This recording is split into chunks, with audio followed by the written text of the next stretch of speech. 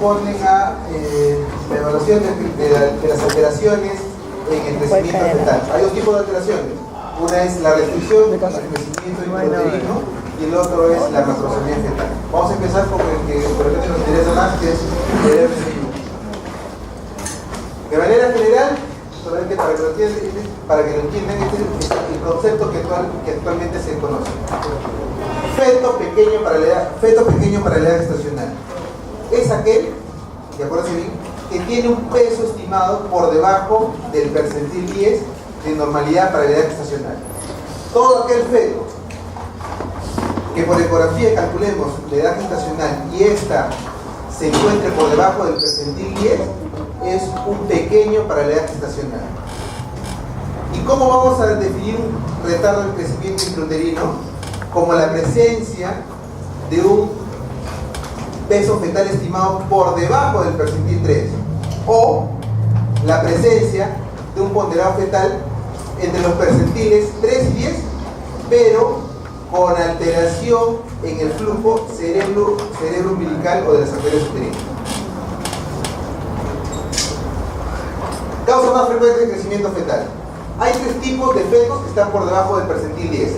Aquellos fetos pequeños constitucionalmente, es decir, esos fetos pequeños para la edad gestacional, esos que son aquellos que no tienen alteraciones cromosómicas, genéticas ni estructurales.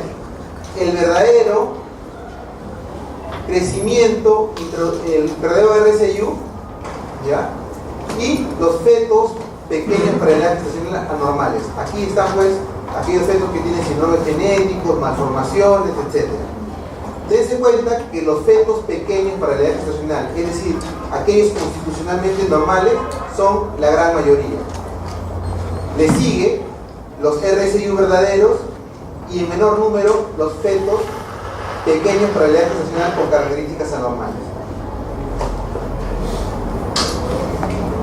Para que lo vean de otra manera, feto pequeño para la edad gestacional, cuando encontramos un feto pequeño para la edad gestacional, procedemos a hacer un screening detallado del cariotipo fetal y de la morfología fetal. Si este sale anormal, es un retardo de crecimiento intrauterino anormal, un feto con alteraciones. Sin embargo, si la constitución morfológica genética está normal, procedemos a la evaluación de la flujometría Doppler. Si es normal, estamos hablando de un feto pequeño para la edad gestacional constitucionalmente pequeño. O sea, es por diversas razones étnicas, genéticas, son pequeños. Y aquellos fetos cuyas características en el Doppler son anormales. Y estos son los verdaderos RCIU. Factores de riesgo, historia previa de RCIU. Factores ambientales como alcohol, tabaco, infecciones, enfermedades maternas. Acá, esto antes lo presentamos al último, pero ahora he decidido que mejor lo veamos de manera general y luego pasamos al detalle. Veamos cuál es la respuesta fetal en el verdadero RCIU con respecto al tiempo y a la concentración de oxígeno, en estado de hipoxia, de hipoxemia y de acidosis. Al principio, durante 10 semanas, en respuesta al medio ambiente bajo en oxígeno, se produce una captura más eficiente de oxígeno, disminución de la velocidad de crecimiento, disminución de la actividad del feto, mantenimiento del balance energético. Y ya cuando estamos en un grado más bajo de oxígeno, cuando hay un estado de hipoxemia, se produce liberación de hormonas de estrés, redistribución del flujo, metabolismo anaeróbico del tejido periférico. Todo esto condiciona que ya cuando alcanzamos un estado de acidosis con alteración de equilibrio base, tengamos metabolismo anaerobio en órganos centrales, tales como el corazón y el cerebro, desencadenando la muerte fetal. Este es un cuadro que resume más o menos todas las pruebas de bienestar fetal. Miren acá, estamos en un estado de hipoxia, de hipoxemia, perdón. Acá estamos en un estado de hipoxia y aquí en un estado de acidosis. Los tres vasos que usualmente solemos evaluar con la flujometría Doppler son la arteria umbilical, la arteria cerebral media, el ductus venoso. Y esto de acá es el índice de líquido amniótico. Esto acá es el patrón respiratorio fetal. Esto es el movimiento fetal. Y esto de acá es el registro tococardiográfico. Miren ustedes, La arteria umbilical, cuando existe un estado de hipoxia, la arteria umbilical, perdón, tiene este patrón, todavía normal. Conforme vamos pasando un estado de hipoxia, esto de acá va desapareciendo. ¿De acuerdo? Que es la diástole de la onda. ¿Qué sucede con la arteria cerebral media? Al principio tenemos que es una onda de alta resistencia aquí, de forma puntiaguda. Conforme va instaurándose el estado de hipoxia, se va achatando, se va cortando. Bien. Si ustedes son un poquito observadores van a darse cuenta que cuando estamos en un grado de hipoxia, la forma de la onda de la arteria cerebral media tiene una forma muy parecida a la onda de la arteria umbilical. Bueno, el ductus venoso, como ustedes ven recién, esto es la sístole, la diástole, y esto vendría a ser la onda A o contracción auricular. Como ustedes pueden ver, ya cuando estamos en un estado de acidosis, se produce ausencia de la onda A y luego su inversión. Miren ustedes, cuando estamos en un grado de hipoxia, la arteria umbilical, la onda que representa la evaluación de este vaso, empieza a desaparecer su diástole, y luego se invierte. Miren acá, el registro tococardiográfico todavía permanece inalterado, todavía permanece dentro de límites normales. Sin embargo, la evaluación de la flujometría Doppler ya nos está advirtiendo que algo está sucediendo. La arteria cerebral media igualito, se empieza a alterar y sin embargo, el registro tococardiográfico sigue normal. Ustedes ven por acá, el líquido amniótico todavía se conserva dentro de lo normal, el patrón respiratorio también dentro de lo normal. Y es cuando ya se realiza la evaluación del ductus venoso y se produce la desaparición de la onda que refleja una inversión de flujo, es cuando recién empiezan a aparecer las aceleraciones tipo 2, alteraciones marcadas en el registro tococardiográfico. Todo esto, ¿para qué? Para decirles que con la flujometría Doppler nosotros podemos predecir el grado de severidad de un estado de hipoxia en un feto antes de que se produzca el desenlace fatal y la posible muerte de este feto. Para que lo puedan ver mejor, miren, la arteria umbilical tiene una sístole, que es esto de acá, una diástole, sístole, diástole. Y miren que es un poquito plana, tiene una forma un poco de meseta. La arteria cerebral media es como un pico, sístole, diástole, sístole, diástole. Y el ductus venoso, sístole, diástole y onda A. Vamos a ver el detalle para que entiendan. Regla básica de la flujometría Doppler. Primero, menor flujo, mayor resistencia. Mayor flujo, menor resistencia. La arteria umbilical tiene un mayor flujo, por ende tiene menor resistencia, a diferencia de la arteria cerebral media, que generalmente tiene un menor flujo y tiene una mayor resistencia. Vamos a verlo acá. Sístole, diástole. ¿No? Sístole, diástole. Sístole, diástole. ¿Ya? La diferencia de la velocidad, esta diferencia de la presión es la resistencia. Miren acá ahora. Esta onda, vean la diferencia de la velocidad, es menor. Entonces tiene un mayor flujo, pero una menor resistencia. La diferencia de acá, vean estas ondas, la diferencia entre las velocidades indica una mayor resistencia y por ende un menor flujo.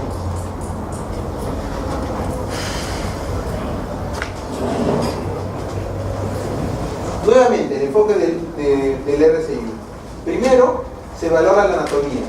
Si está normal y se evalúa también el líquido amniótico para ver si hay alguna alteración. Y se descarta una nefroglía, un síndrome o una infección viral. Si tiene algún tipo de alteración de este tipo, es un pequeño problema gestacional anormal, ¿ya? Que indica y que escapa a esta clasificación, que es el RCI verdadero y el feto constitucionalmente pequeño. El RCI verdadero tiene alteraciones en la flujometría Doppler, alteraciones en la arteria cerebral media. Y hay una relación disminuida entre la arteria umbilical y la arteria cerebral media. En cambio, en el feto constitucionalmente pequeño, la flujometría Doppler está dentro de parámetros normales. Etapas de compromiso placentario en el retardo de crecimiento intrauterino.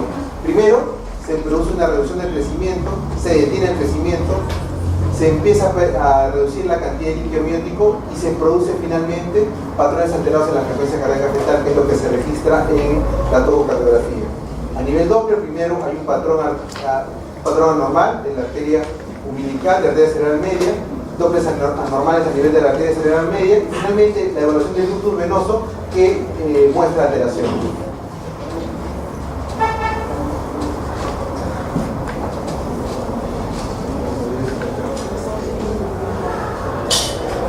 Entonces, para la evaluación del crecimiento fetal, ¿qué debemos tener en cuenta? La edad gestacional de referencia, que sea segura. Elementos para evaluar el crecimiento fetal, categorización del crecimiento fetal y evaluación de la unidad fetoplacentaria mediante la flujometría Doppler. Lo más importante, la evaluación clínica ecográfica del crecimiento fetal. Utilizamos una serie de parámetros ecográficos: determinación de la edad gestacional, evaluación del crecimiento mediante biometría fetal, tamizaje materno mediante la arteria uterina y Doppler fetal diagnóstico. Primer paso, determinar la edad gestacional. La fecha última regla ayuda, pero es mejor determinar la fecha mediante ecografía precoz. Un pequeño dato: hay una correlación ecográfica entre la edad gestacional con respecto a la fecha última regla. Por ejemplo, cuanto más precoz es la ecografía, hay menor variación. Cuanto más posterior, cuanto más avanzado el embarazo, la diferencia es mayor. Acá tenemos, este es el estándar fetal para la evaluación del crecimiento intrauterino, evaluación del peso fetal. Convencionalmente, cuando encontramos un feto pequeño para la edad gestacional, por debajo del percentil 10. Para diagnosticar RSIU se necesita alteraciones en el crecimiento fetal. ¿Y qué quiere decir esto? Que se encuentra por debajo del percentil 10, ¿no? Debajo del percentil 10, ¿ya? Y tiene que encontrarse debajo del percentil 10 y asimismo presentar alteraciones en la flujometría Doppler. Pero si encuentras un feto con un ponderado fetal ecográfico por debajo del percentil 3, es definitivamente un RSI, ¿ya? Acá hay una serie de correlaciones. Lo que nosotros utilizamos generalmente es esta, relacionado con la magnitud del crecimiento fetal. Pueden encontrar otro tipo de clasificación relacionado con el periodo previo postnatal, relacionado con la edad gestacional, precoz debajo de las 33 semanas, tardía sobre las 34 y relacionada con la etiología de restricción. Nosotros utilizamos generalmente la relacionada con la magnitud de la restricción, de la restricción del crecimiento fetal. Primero, criterio general para la evaluación ecográfica del RSI con Doppler. Biometría ecográfica para evaluación del crecimiento, peso normal. Disminuido cuando se encuentra entre el percentil, debajo del percentil 10, por encima del percentil 3, con alteraciones en la flujometría Doppler, o si se encuentra por debajo del percentil 3. La flujometría Doppler para evaluar la unidad de función planetaria. La arteria umbilical, lo primero que nos revela la arteria umbilical es un insuficiencia placentaria. La arteria cerebral, redistribución compensatoria, y el ductus venoso ya se altera cuando se produce una descompensación metabólica. La arteria cerebral media responde al efecto de la hipoxia, produciéndose un mecanismo en efecto que se llama de brain sparing o protección cerebral, que consiste en que frente a un estado de insuficiencia se trata de priorizar el flujo vascular, el flujo sanguíneo hacia órganos nobles, como el corazón, como el cerebro, ¿no? Y por eso se manifiestan estos cambios en la zona. Primero, volvemos, el algoritmo para diagnóstico para fetos que están por debajo del percentil 10. Se evalúa la anatomía fetal, el líquido amniótico, y se ve si está normal o aumentado. Entonces, si es anormal, entra dentro de esta categoría. Luego de este descarte, se evalúa la arteria umbilical, la arteria cerebral media. Si está patológico, se diagnostica que es, o se puede clasificar como un retardo de crecimiento intrauterino verdadero. Sin embargo, si hay una relación cerebroplacental anormal, entonces estamos frente a un feto pequeño para la edad, un feto pequeño constitucionalmente, un feto normal. chatito nomás, ¿no?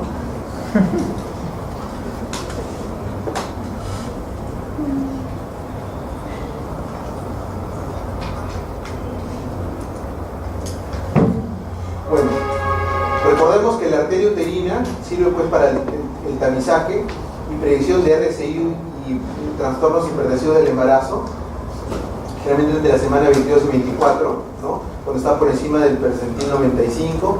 Acuérdense que es mucho mejor predictor de preeclampsia que de RCI, pero de todas maneras vale la anotación. La alteración en la arteria umbilical, ¿qué nos manifiesta? ¿Qué nos revela? Revela severidad e insuficiencia placentaria. Vean que conforme va alterándose, va desapareciendo la diástole, va bajando la diástole hasta desaparecer por completo. Y luego ya se invierte, ¿no? La arteria cerebral media detecta ya una redistribución hemodinámica, una adaptación a la hipoxemia. ¿Qué sucede? Lo que les estaba mencionando, al principio esta onda tiene una forma aguda, pero al deteriorarse el estado hemodinámico del feto, esta onda cambia, se achata, que indica que se está produciendo un mecanismo de redistribución, se está priorizando los flujos sanguíneos y órganos nobles. Y ya la alteración del ducto venoso, de los vasos venosos, detecta y empieza ya la descompresión de los mecanismos de hipoxia fetal. Es decir, que a todos aquellos mecanismos del feto para protegerse de la hipoxia han fallado, han caído. Y ya estamos frente a un compromiso severo de la salud del feto.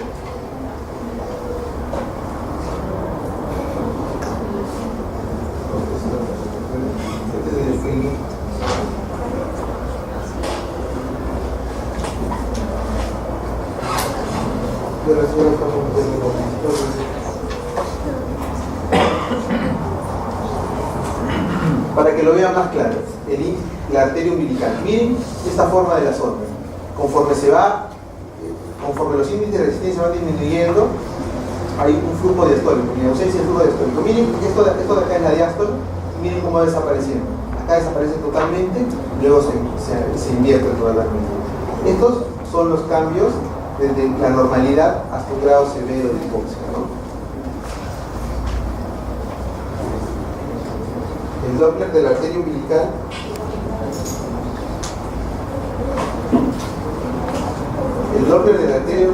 como ustedes ven, nos refleja el estado placentario normal y anormal. Cuando hay alteración de un 30%, se ve esta forma de la onda.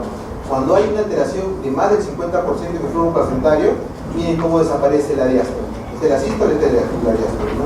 Sístole y diástole. Acá ha caído, acá ha desaparecido.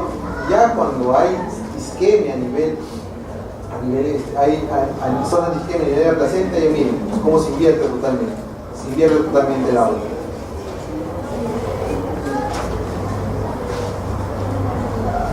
Acá se produce, frente a un estado de hipoxia, se produce la centralización de flujo, ¿no? Y como le dije, va hacia órganos nobles, cerebro, corazón y glándulas suprarrenales. Se produce una redistribución del gasto cardíaco, duración variable, no determina el momento de parto. Esto no sirve, a diferencia de la arteria umbilical, esto no sirve para seguimiento, solamente nos dice, nos habla de un estado alterado. Y la fase de descompensación, ya cuando estamos frente a un feto con acidosis metabólica o insuficiencia cardíaca, es el ducto venoso. La evaluación de este vaso nos determina así el momento del parto. Ya cuando vemos que ha desaparecido completamente la onda A, porque le vuelvo a repetir, sístole, diástole y onda A, cuando ha desaparecido, tenemos que terminar el embarazo, independientemente de la gestación.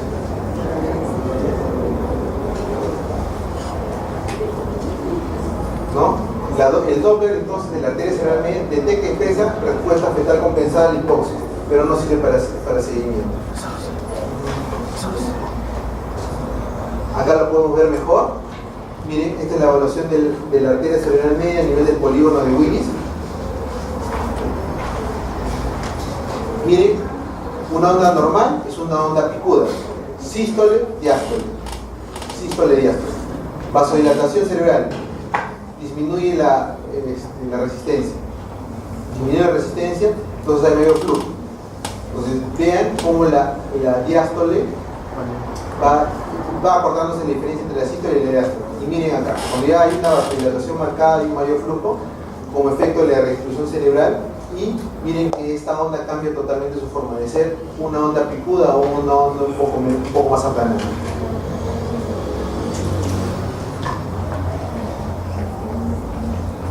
La evaluación de la centralización del flujo también la podemos hacer mediante un índice cerebroplacentario.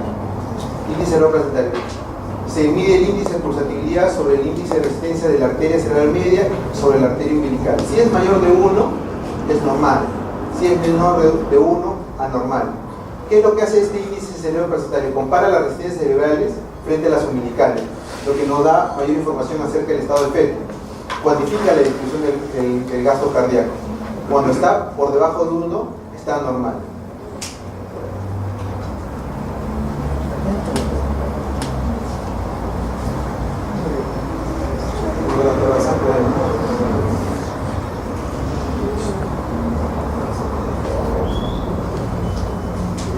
Bien, acá, cuando esta es la evaluación del ducto venoso, miren que aquí pueden verlo más claro. La sístole, la diástole. Y esto de acá es la onda A, conocida como también algunos llaman que es expresión de la contracción auricular. Acá ven que va disminuyendo. Y acá pueden ver el efecto, ¿no? Conforme va alterándose el metabolismo del feto, va desapareciendo. Acá pueden ver que la onda A, miren nuevamente, acá, sístole, diástole, onda A. Sístole, diástole, onda A. La onda A aquí está desapareciendo. Aquí ha desaparecido por completo. Y en esta imagen de acá podemos ver la sístole, la diástole y la onda A en el ductus venoso totalmente invertido. Cualitativamente se considera el ducto venoso alterado cuando está la onda ausente en reverso. Cualquiera de estos dos estados, de estos dos hallazgos en el informe ecográfico, indican terminación del embarazo.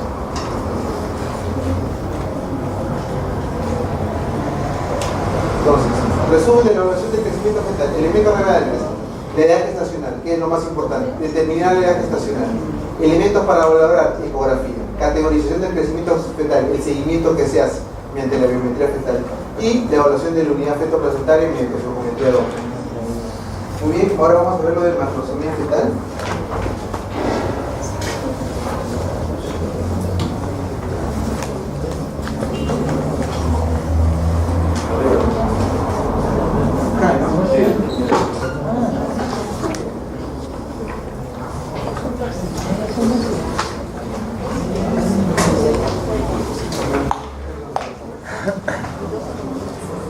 Macrosomía, también sinónimo de grande para la edad gestacional, representa un elevado índice de crecimiento prenatal, no definido como un peso, o la longitud de la circunferencia cefálica está por encima del percentil 90 para la edad gestacional. Hablamos del percentil, ¿no? Macrosomía, también conocido antiguamente como síndrome de bebé grande, a veces usado sinónimamente de grande para la edad gestacional por siglas en inglés. También es definido como un infante que pesa por encima de 4.000 gramos, 4 kilos, o 4.500 independientemente de la edad gestacional, dependiendo de la literatura que lo diga. En el Perú, la mayoría de guías considera 4.000 gramos, 4 kilos, ¿no? El feto macrosómico no es generalmente diagnosticado hasta después del nacimiento. ¿Por qué? ¿Por qué es esto? A pesar de que la ecografía ha aportado mucho, la variación al final del embarazo es más o menos de 500 gramos con respecto al peso verdadero. El peso fetal estimado por vía ecográfica es más o menos de 500 gramos. Y no es posible, solamente funcionalmente puede ser visto por ultrasonido de manera rutinaria, ¿no? Generalmente, las valoraciones fetales del peso antes de producir el parto son bastante imprecisas. Factores de riesgo: diabetes gestacional, sexo fetal, los recién nacidos del sexo masculino tienden a ser más grandes, aquellos embarazos que van más allá de las 40 semanas, cuando son factores genéticos, padre más alto, multiparidad, generalmente es un factor de riesgo, anomalía asociada, por ejemplo, la producción de grandes vasos, hidrofetales, incluso algunos antibióticos que puedan producir hidrofetales durante el embarazo, desórdenes genéticos de crecimiento excesivo, síndrome de Bewicz-Vineman, síndrome de Sotos, y esta condición, según epidemiológicamente, es más común en madres de origen africano debido a su alta incidencia de diabetes. Algo que yo no le dije, dentro de las cosas que nosotros utilizamos para valorar o estimar el ponderado fetal es la altura uterina, ¿no? Si bien es cierto, puede ser de ayuda, tiene un valor predictivo positivo, valor predictivo negativo bastante bajo, entonces no nos ayuda mucho menos para calcular un feto macrosómico. Entonces, a pesar de que la ecografía ha sido propuesta como un método más exacto para la evaluación del ponderado fetal, el rango de error varía pues, entre 300 y 550 gramos, ¿no? La complicación más frecuente y una de las más temidas durante la atención del parto es la distosia de hombro. ¿Qué es la distosia de hombro? Es cuando después de haberse producido la salida del bebito a través del canal vaginal, del introito vaginal, los hombros no salen. ¿Cuánto tiempo tiene que pasar normalmente entre la salida de la cabeza y la salida del hombro? ¿Alguien sabe? Bueno, se lo digo. Es un minuto. Si pasa más de un minuto, más de 60 segundos entre la salida de la cabeza y la salida del hombro, estamos frente a una distosia de hombro. Es decir, solamente sale la cabeza del bebito. Y pues en este caso hay que tratar de hacer una serie de maniobras para tratar de sacar el bebito, fractura de clavícula, posición de McRoberts, ¿no? Maniobra de tornillo, etc., para tratar de desencajar el hombro y que pueda salir el bebito. Esta complicación, como lo dice acá claramente, es una de las complicaciones más comunes porque puede comprometer seriamente la vida del bebito, ¿no?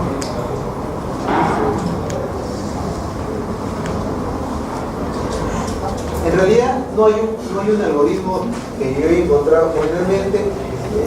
Las guías no son muy específicas. Este cuadrito que es de acá, este flujograma, es un estudio norteamericano de macrosomía fetal. Miren, ellos estiman como macrosómico aquellos fetos que pesan más de 5 kilos, ¿no? Cuando no está complicado, cuando se tiene un bebito que tiene un ponderado más de 5.000, más de 5.000 se debe ejecutar una cesárea. Si es menos de 5.000, se puede tener un manejo expectante, ¿no? Y ver de repente la posibilidad de cesárea.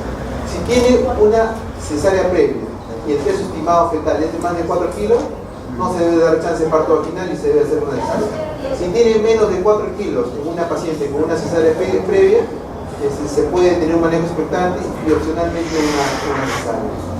En pacientes con diabetes mellitus, cuyo ponderado fetal esté por encima de los 4.500, o en vía ecográfica, se debe proceder a programar la cesárea. Pero si es ponderado ecográfico por menos de 4.500, se puede dar un manejo expectante y ejecutar, y de repente, ante la emergencia, realizar una cesárea. Y en aquellos fetos, miren acá, creo que no es interesante, en aquellas pacientes que han tenido previamente una distosia de hombros, la indicación de cesárea es inmediata. Miren que no pasa por ninguna de estos criterios de peso y de frente se indica cesárea, ¿no? Entonces, si dentro de la historia clínica ustedes ven que la paciente tiene una historia de distosia de hombros, no lo piensen dos veces que van a para cesárea. La literatura los trabaja. Muy bien. Ya sería todo. Le dejo la diapositiva. Bravo. Sí, debe ser toda la clase.